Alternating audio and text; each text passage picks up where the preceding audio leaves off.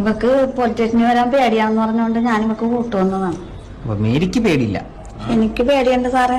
ചെറുപ്പം മുതലേ എനിക്ക് പോലീസുകാരെയും പോലീസ് സ്റ്റേഷനെയും പേടിയാണ്. പിന്നെ ഇവളുള്ള ധൈര്യത്തിൽ ഞാൻ വന്നതാണ്.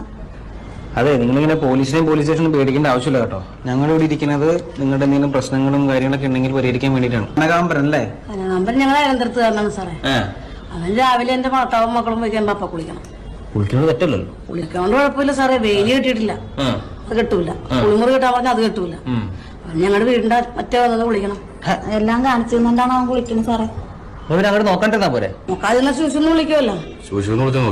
എന്റെ വീട്ടിൽ ആരുമില്ല, ഈ ഭാര്യ പിള്ളേർ അങ്ങനെ ആരും. അവനെല്ലാവരും ഇങ്ങനെ കാണിച്ച് അവന്റെ ഭാര്യ ഇട്ടച്ചും പോയി കളഞ്ഞു. ഇവനെന്താ വല്ല വട്ടുണ്ടോ?